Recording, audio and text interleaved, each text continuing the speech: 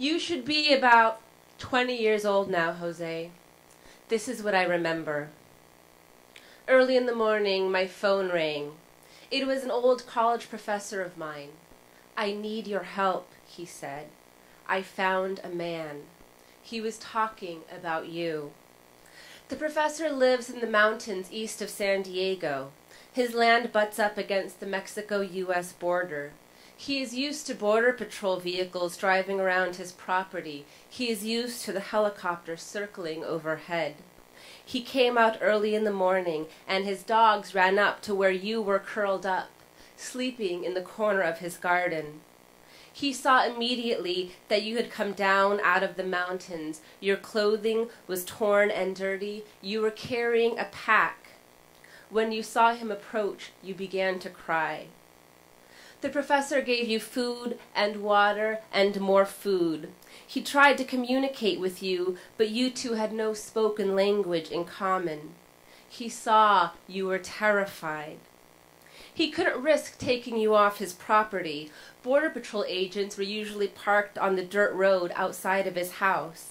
They knew he helped people who wandered onto his property. If they searched his car, they'd find you, deport you, take away his car, and arrest him. He'd been warned. He called me. "I need your help," he said. He put me on the phone. Your voice was so soft I could barely hear you. I asked you your name. I asked you what happened.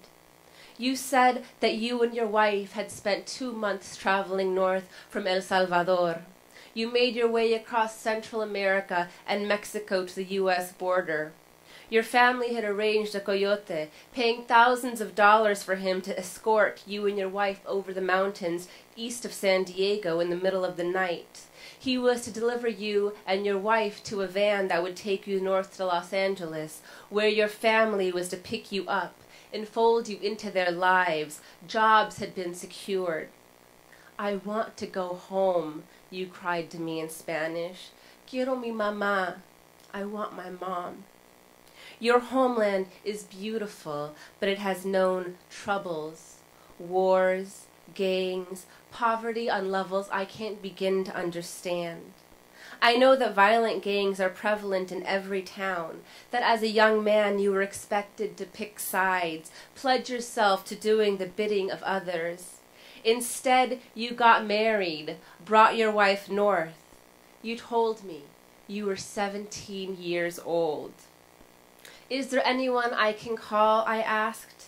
You gave me a phone number, your mother's neighbor in Salvador. I signed into Skype and used my computer to call her while staying on the phone with you. A woman answered. I told her I was calling on behalf of Jose, her neighbor's son, that I was calling from California. She yelled for your mom, and a few minutes later a woman came on the line. She was breathless. "Jose?" she called out. You heard her and started crying. "Mama!" you cried. "Mama!" I tried to put you on speakerphone, but you couldn't hear each other, so I had to have the conversation between you. "Where is he? Who are you?" your mom asked me. I explained the situation, how you showed up, alone, on the land of a friend of mine who called for help. She asked what happened. You began to talk, and I passed your story on to your mother. You and your wife found the coyote. You were being guided over the mountains at night. It was cold, very cold, colder than you had ever known. Then there was a helicopter overhead. The coyote screamed at you to hide and threw you under some brush. There was only room for one. He ran off with your wife. You don't know where they went, if they were caught by the border patrol or if they escaped. You wandered for 2 days and 2 nights, alone, over rocky terrain, without food or water, until you found the professor's garden and fell asleep. You kept looking for them, for a sign of them, but there weren't any. Your mom started crying. She told me your relatives in Los Angeles called. Your wife didn't show up when she was supposed to, and no one knows what happened to the coyote. I had to tell you, your wife was missing. I want to go home, you wept. I want to find my wife, and I want to go home.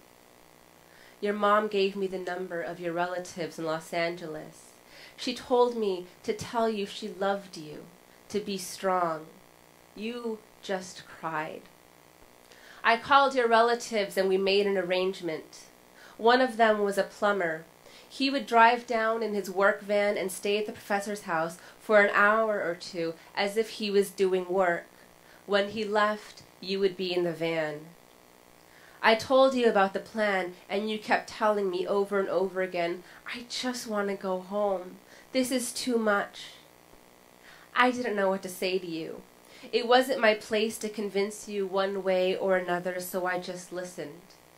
You eventually handed the phone back to the professor. I told him the plan, and he agreed it was the best option. He said it broke his heart to see young men like you risking their lives every day for a better life. The professor once crossed a border to escape. When he was drafted for Vietnam, he and his wife went to live in Central America until it was safe for them to return home again. The professor told me your relatives came later that day. They thanked him over and over again. You kept asking if anyone had heard anything about your wife. They hadn't. You hugged the professor. Your relatives wrote him a false plumbing receipt in case the border patrol came knocking. You got in the van, and that was the last we knew about you. I hear debates about you all the time. You're a number. You're faceless, voiceless. I want you to know that I have your story, at least part of it, and it is more than I can imagine going through. I share it with others to give you a face, a heart, make you human. I want you to know that I think you're brave. I want you to know that I remember. I see you everywhere, Jose. Whenever I see a young brown man in the parking lot behind the Home Depot, I see you when I'm working in La Jolla, in Rancho Santa Fe. I see you tending gardens, framing houses, driving backhoes, tiling roofs. When I go out to eat, I see you in the kitchens, cooking, prepping. I see you bussing tables everywhere. I think about your wife. I worry about her. I think of the coyote who disappeared with her. I hope he was a good man, and I hope she is safe. I hope you found each other, and the love that carried you over 3,000 miles from El Salvador to California is carrying you now together, wherever you are.